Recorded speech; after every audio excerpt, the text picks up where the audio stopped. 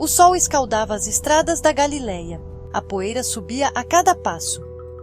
Eu era apenas um homem chamado Judas, filho de Alfeu. As pessoas também me chamavam de Tadeu. Isso ajudava a evitar confusão. Havia outro Judas entre nós. Minha vida era simples. Eu trabalhava, eu orava, eu ouvia os sussurros sobre um homem de Nazaré, um professor, um curador. Seu nome era Jesus. Senti um puxão no meu coração, algo que eu não conseguia explicar. Era uma curiosidade que se transformou em um desejo profundo. Eu queria ver este homem. Precisava ouvir suas palavras por mim mesmo. Senti que meu caminho estava prestes a mudar para sempre. Um dia, eu o vi perto do mar da Galileia. Uma multidão estava reunida. Sua voz era calma, mas carregava autoridade. Ele falava de um reino que não era deste mundo. Ele falava de amor e perdão. Seus olhos pareciam olhar diretamente para a minha alma. Ele estava escolhendo seus seguidores mais próximos, seus apóstolos. Ele caminhou pela multidão. Ele chamou nomes: Pedro, André, meu irmão, Tiago, o menor. Então, seu olhar caiu sobre mim. Ele disse meu nome: Judas, filho de Alfeu. Meu coração parou por um momento. Eu? Por que eu? Eu não era ninguém especial. Eu era apenas um homem, mas em seus olhos eu vi que fui escolhido.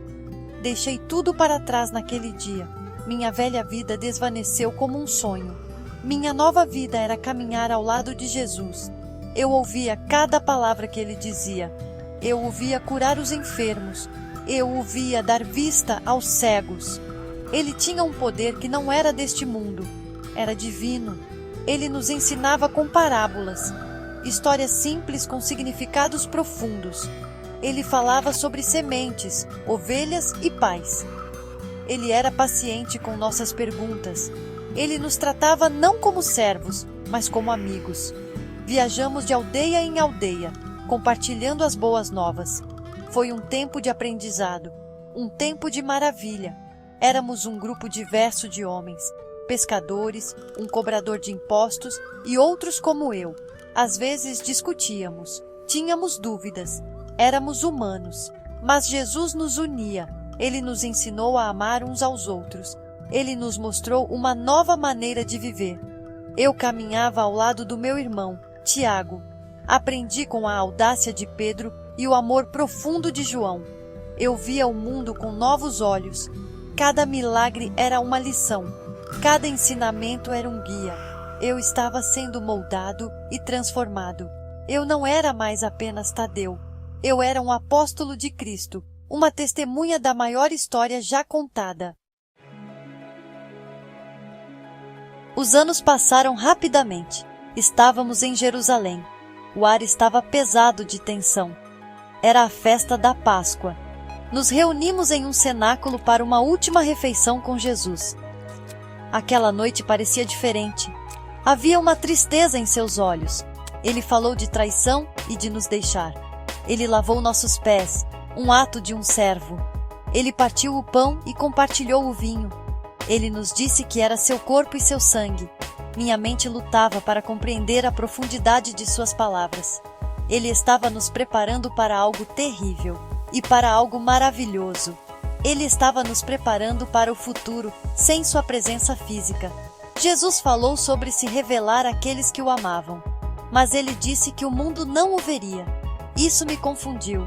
Meu coração estava cheio de perguntas. Eu precisava entender. Não podia ficar em silêncio. Eu tinha que perguntar. Senhor, eu disse, minha voz tremendo um pouco, por que você pretende se mostrar a nós e não ao mundo? Eu não estava duvidando dele. Eu estava tentando entender o plano divino. Eu queria que todos vissem sua glória. Eu queria que o mundo inteiro soubesse quem ele era. Por que ele esconderia sua luz? Parecia uma contradição a tudo o que ele nos ensinara sobre ser uma luz para o mundo. Sua resposta foi gentil, mas profunda. Ele olhou para mim com bondade. Ele explicou que o amor e a obediência eram as chaves. Quem me ama obedecerá ao meu ensino, disse ele. Meu Pai os amará, e viremos a eles e faremos neles a nossa morada. Não se tratava de um grande espetáculo público para o mundo. Tratava-se de um relacionamento profundo e pessoal. Tratava-se de uma transformação interior. O mundo, em seu estado atual, não poderia recebê-lo dessa maneira. Sua manifestação estaria nos corações daqueles que acreditavam. Era um reino espiritual, não um terreno. Suas palavras se estabeleceram em minha alma. Eu finalmente entendi. Foi uma revelação do coração. Deus habitaria em nós através de seu Espírito Santo. O mundo o veria através de nós, através de nossas ações, nosso amor, nossa fé. Era uma responsabilidade enorme. Era uma confiança sagrada. Naquela noite, percebi que nossa missão não era apenas segui-lo. Era nos tornarmos sua presença viva na terra. A última ceia não foi um fim, foi um novo começo. Foi o momento em que recebemos nossa comissão final, mesmo antes de compreendermos totalmente o que estava por vir. Depois que Jesus ascendeu ao céu, estávamos perdidos. Nos reunimos no cenáculo, o mesmo local da última ceia. Estávamos com medo, estávamos confusos, mas estávamos unidos. Orávamos constantemente, esperávamos, exatamente como ele nos dissera. Éramos um pequeno rebanho sem nosso pastor. Éramos cerca de 120 pessoas, incluindo Maria, sua mãe e outras mulheres fiéis. Precisávamos de orientação, precisávamos da força que ele havia prometido. Nos apegamos às suas palavras, sua promessa final de um Consolador que viria e estaria conosco para sempre. Oramos por coragem e por direção. Então veio o dia de Pentecostes. Um som como um vento impetuoso encheu a casa. Línguas de fogo apareceram e pousaram sobre cada um de nós. De repente, fomos cheios do Espírito Santo. O medo desapareceu. Foi substituído por uma coragem ardente. Saímos para as ruas de Jerusalém. Pessoas de muitas nações estavam lá para a festa. Começamos a falar, e um milagre aconteceu. Todos nos ouviram em sua própria língua.